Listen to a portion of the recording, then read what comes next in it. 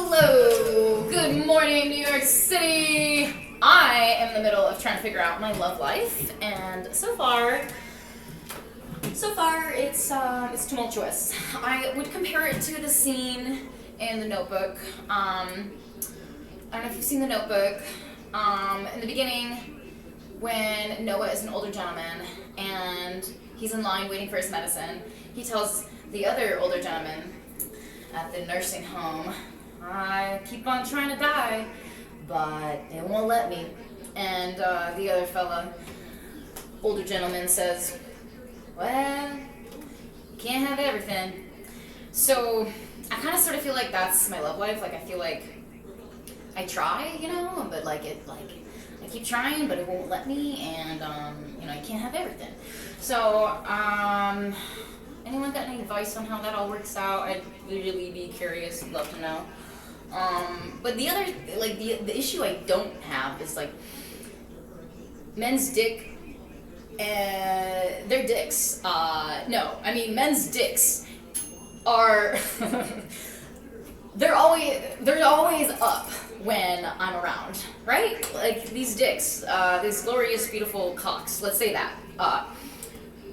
The undercarriage, the package. There's the problem I never have is that they're always up. The dick, the cock, the schlong, however you prefer. It is always up. That's never the problem. But I feel like men tend to let me down. So I'm just like the men are letting me down. It's interesting that there seems to be a pattern. Of course, I'm not perfect either. Like, I have my own part in the relationship, of course, and two to tango. But I feel like a pattern I've noticed is their dicks are never down when I'm around, but they tend to let me down. It's interesting, right? So, if anyone has any idea on how that all kind of works, I'd be very curious to know your advice on love. But if you don't, it would also be great if anybody has a shotgun or a rifle. I'm about to put the barrel in my mouth. I swear to God. No, not really. And I'm not trying to use the Lord's name in vain. But I am at the point where I'm like, okay, is it fucking me? I just want to know. I think it is. I think I'm the problem, and I think I'm the control freak. And I think I need to take a 2-week vacay to Bangladesh or something. I need to go and stick my head in the sand and decipher, is it me? And I think it is. But on the bright side of things, their dicks are never down when I'm around. But a little fact pattern I've noticed is that men tend to let me down. But on the bright side of things, I'm just going to really nail this one home because I'm proud of it.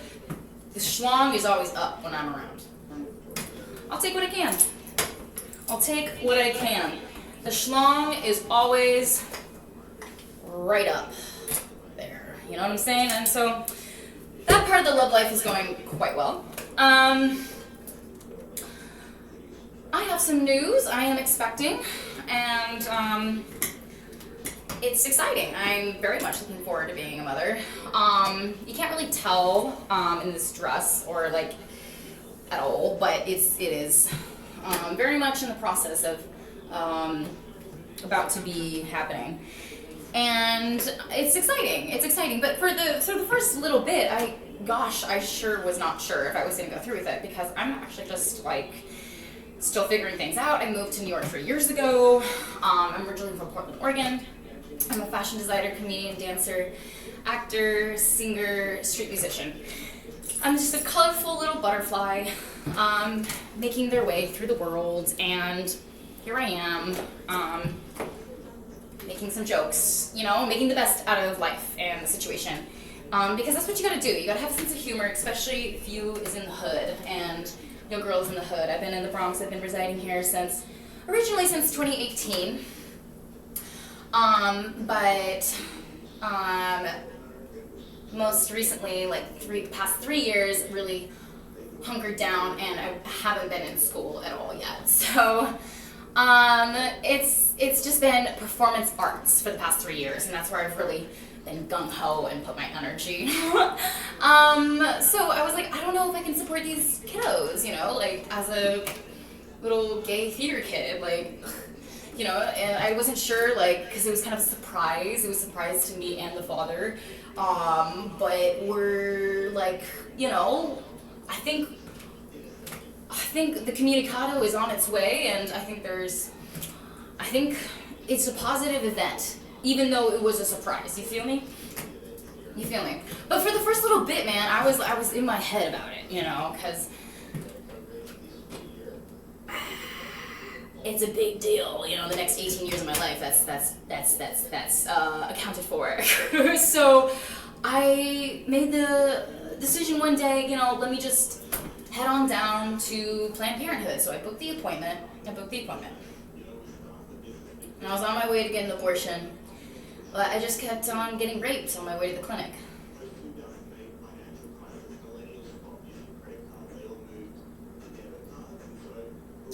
And so we are deciding to move on with our love life and just try and keep going. And aside from all of that, we're going to keep trying to figure out the love life, because that is another positive that is going on. And so but it's just so hard, because you men are so complex, and you really are. And you guys don't really talk about your feelings, but you all have feelings. You really do. You really, really do. Why don't you talk about your feelings, guys? Confide in us, as your ladies. Okay. Please, because I can't figure y'all out, so I just come to the point where I have surmised that y'all are a bunch of Rubik's Cubes with 6 sides.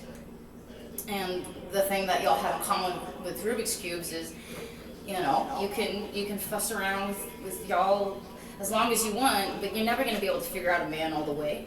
And same with women, figuring out, same with men trying to figure women out all the way. It's just not going to happen. We're just different. We're built differently, and it's beautiful that we come together and we work together as totally different types of people, and totally different mindsets and attitudes and prerogatives. It's beautiful. I think the juxtaposition of us and masculine and divine masculine, divine feminine coming together, it really is. If you can make it work, man, love exists. It does, and it's just beautiful.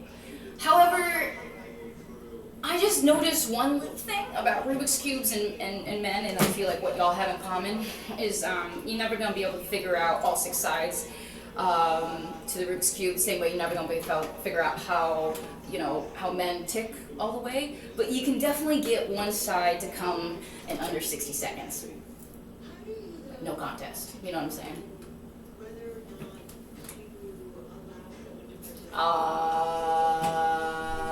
Moving on, we have more love topics. This is just a set about love. I don't know the answer to how to make love work. I don't know. Does anyone know? Because I really feel like I get love and then I immediately self-sabotage it. And I don't know where that comes from. But, in fact, does anybody have a gun? Or, a sharp, blade, or, no? There's no rifle in the audience? Okay, well, if you do, I might put the barrel in my mouth, because I feel like every time I get this close to finding happiness, I just give it a big old pump kick over the fence, and I say, see ya! And, I don't want to do that anymore. It's, lame, and it's frustrating for everybody, and I'm working on it.